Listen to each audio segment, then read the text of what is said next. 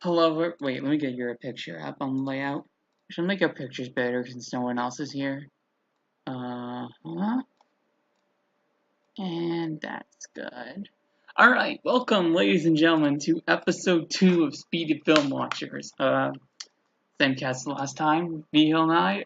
I think before we start, we should, how about we talk about what happens during the week? Let's do that for every episode. So, did you do anything this week? Alright. I got a complete in box Time Splitters PS2 copy for $10, like new condition. Not bad. So, other than that, I haven't really done anything this week, honestly, like anything productive. Yeah, I saw 2 films in theaters that were both really good. They were called Leave No Trace and Black Klansman. Would recommend both. Uh, yeah. Peter. Okay. Let's see. Any other things you Didn't watch. what you say? Didn't watch The Stand because I watched it like a few months ago, so I had really no need to rewatch it. But I have seen it many times. It's fine. Any other topics you want to start before discussion? Not then. Well, guess we'll start. But one thing to say: come down and eat chicken with me, beautiful. It's so dark. God, that's such a weird part of the movie. Alright, so wait, let me get into the current topic. And we are now going to be I still put the topic on way to start. The Stand. Spoilers. Alright, so now we're going to talk about B Hill's pick, that miniseries, The Stand. If anyone in the chat wants to participate, feel free to. I will be reading it. So this was that miniseries based on the Stephen King book about a plague and a ton of subplots. Yeah, there was a lot. Like sometimes I can't even keep track of all the subplots. Let's see, I think there was the guy in the hospital like broke out. There's that kid who couldn't speak. There's that one couple that goes off and with the oh. You got Randall Flagg coming out of nowhere. Apparently he's in like 9 Stephen King books. Oh my gosh. Oh, he's in tons. Even the short stories. Why? It's like he's like this godlike figure that's like chaos. You know, like a demon. That's like in a lot of the stories, you know. I will say this. I don't know why, but I found the first episode was probably the best one. For sure. Oh, definitely. It went downhill pretty fast after that, I'd say. Yeah, like episode 2 and 3. I don't know why. I think it's because there was one plot that had greater focus. Episode 1, where in the rest it just kind of made it equal, and it felt like there was less progression. Because in episode 1 it was me about the guy, I can't remember his name, in the hospital being treated with the Red. Yeah, that was the main focus of the episode. Then the rest was just equal focus, and I didn't feel like much progression was going on. MON. That spells too many plot holes. But okay, so to explain who Randall Flagg was, like if you've never really read any of the books, I can understand your confusion here. I just took him as just Randall Flagg is actually a magician that comes from a place called Midworld. He's been alive for thousands of years, I think, because he gained immortality along the way. And every time he dies, or quote unquote dies, he gets reset.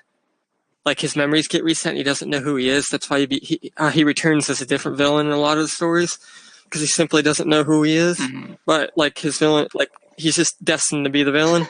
So it always turns out like that. So in a way, he's a new villain, but he's reused. Interesting. He's portrayed as a demon in The Stand, but that's just how the characters view him, because they don't know his past. But he's actually just a magician. That's why he can like make things happen and stuff. So that's how he turns himself into a demon. literally just magic. Because at the end of the book, hashtag spoilers for I mean, yeah, this people that is a haven't read the spoiler book. talk. I even have it in the current topic. Yeah.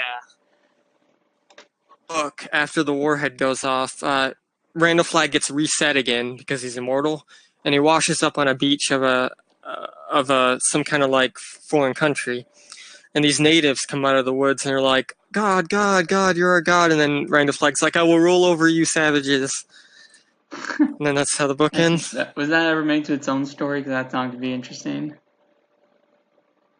Um, it's more of a way to connect the Dark Tower. Oh. Because in the Dark Tower, when the time resets in that, the same thing kind of happens. Like Randall Flag resets again, what have you. Does the book? Because is it in the book? Does the ending just feel like it just stop? The plot just stops. I'm like, oh, it's winter now. I'm like, what? The book is a much different beast. Like a lot of things happen way differently in the book. Like, and some things don't even happen at all in the movie. That kind of thing. Maybe. I should read that. Would you recommend the regular version of the book or that extended version? Extended is definitely the way to go because the standard book cuts out like it's like the TV series. The standard version just cuts out too much. Okay, maybe I'll read during summer break or something. I don't know. Probably Just not. to warn you, it's like 1,200. It's like 1,200 pages long.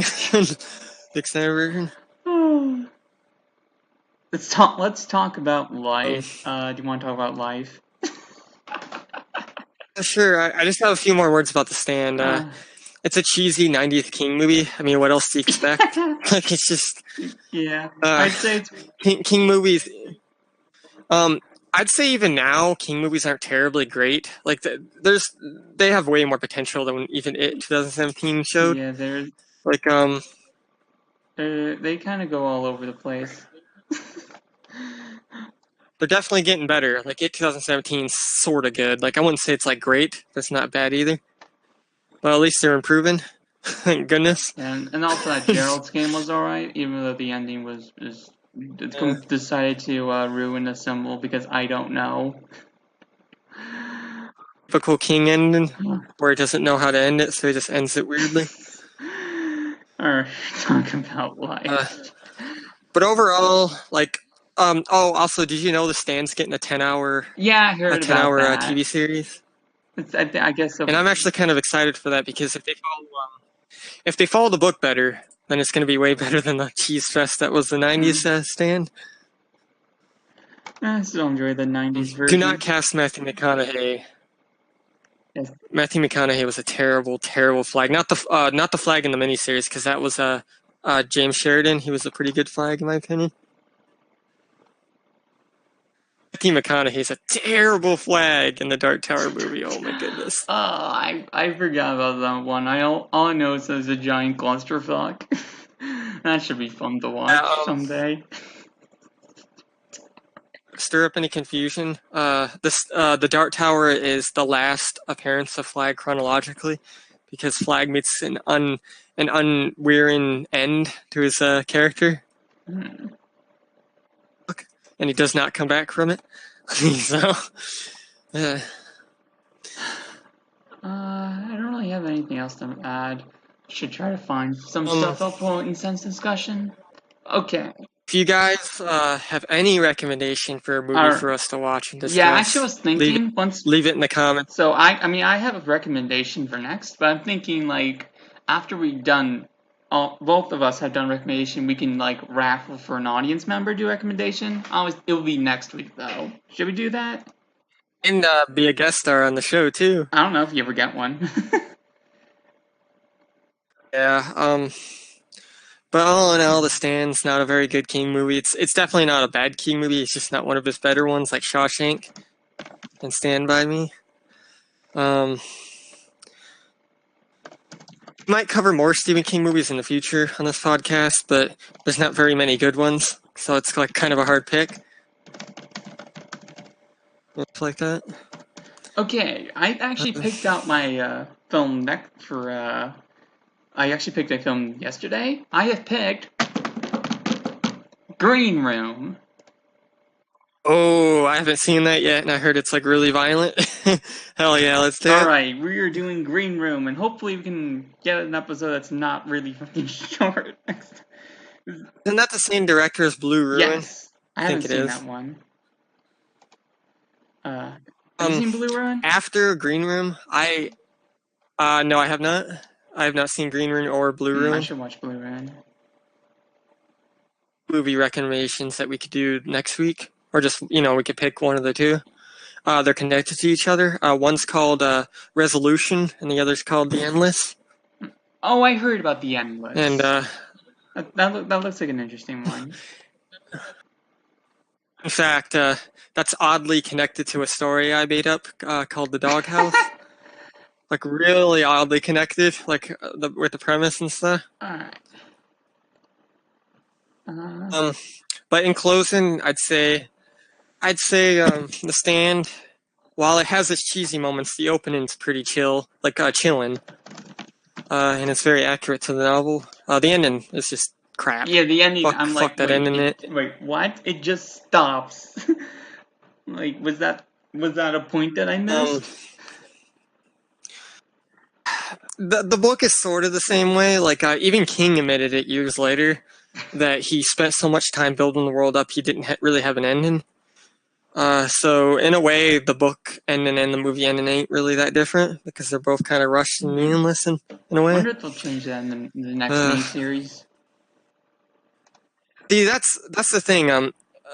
It is a whole different league because the ending's perfect in it. Like if you've ever read the book, I'm not gonna obviously say anything, but the ending in It is so much better than the one in Stand. Like, and I really hope that ending's in It 2019. Well, yeah, I hope so. Oh my god, that comes out next year. I'm bummed. If the ending follows the book at all, you will probably cry in the theater. It's very tragic in the book. It's just it leers on you because you know what's gonna happen, Oh boy. and it's just like, ugh, it just hurts when it happens. All right, yeah, I'm excited for that, and I'm excited to talk about Green Room.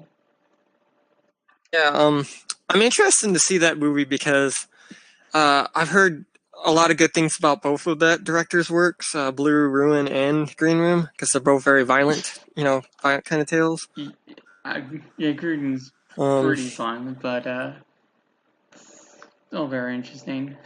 It has a very interesting, has a very weird visual style. It kind of looks like a dirty fish tank. But we'll talk about that when it's time for Green Room. All right, so. So I have an idea to pitch for the podcast. All right, lay it on I've me. been thinking about it recently.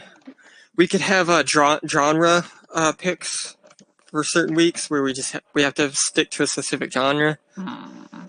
And that genre could be anything as long as it fits like a certain theme. I mean, and it keeps things kind of fresh, I suppose. I mean, I think keeping random keeps it fresh, or I don't know. Oh yeah. We just do random stuff. Peter Haver, I love. Yeah. I mean, that's how I'm thinking. Random.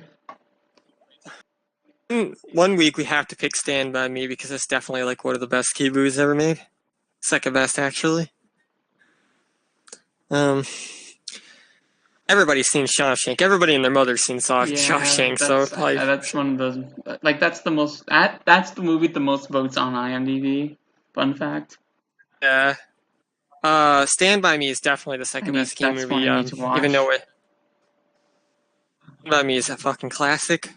Love it. And then The Green Mile is pretty good too. I've seen that one. I'd say it's his third best movie. Seen that one. I noticed a trend with King. Like he writes really good horror, but I think he writes better drama as well.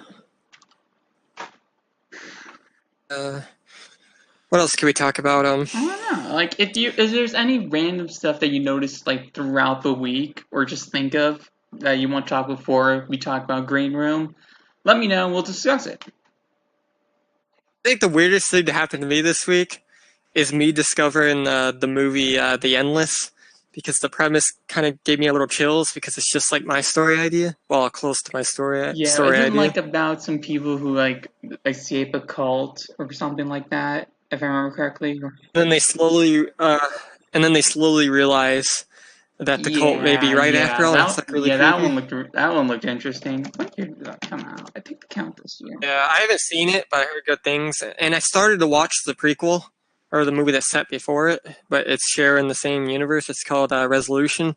It's a really weird film. I got like 20 minutes in, and I'm like, what the hell is this? Like, I'm so confused, and like, it's just strange film. Yeah.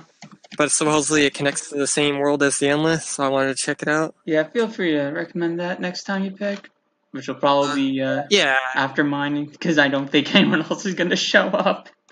You could start with Resolution, and then like we obviously do The Endless some other time. All right. I rewatched Unbreakable for like the 7th time recently. Still a masterpiece, by the way. Good. Yeah, Unbreakable is a good one. If we ever get a guest star that hasn't seen it, feel free to pick it. Cyber Demon, a good friend Cyber Demon, aka Pizza Party, she will be reviewing that movie very soon. I really should ask her if you would like to join it. I have a feeling that'll be fun. I'm really excited for Glass. Like, actually, super duper excited for Glass for actually multiple reasons. One, it's not Marvel. Hell 2, yeah. very very small CGI shots. Hell yeah. 3, compelling characters. And 4, no one-liners either. Oh, thank God for that. That sounds like a good one. God, I hate that in Marvel. You could be watching a Marvel movie, right? There's like this serious fight scene, and all of a sudden, like one of the coaches cracks a one-liner, and I'm just like, why? Yeah, sometimes it's cringe. Like I actually recently watched Infinity War. It was freaking boring, aside from the Thanos plot. The Thanos plot was so good. Unbreakable is like the end scene of Unbreakable. Obviously, I'm not going to say anything, but the end scene of Unbreakable is worth more than all the Marvel movies put together. The only like Marvel Cinematic Universe movie I'd say I would recommend to people Civil War. Civil War is actually really good. That's really. It's because the director was an outsider. Really? Didn't have any ties to Disney beforehand. Yeah, they just picked the director randomly. On a contract or anything. Oh, it's funny.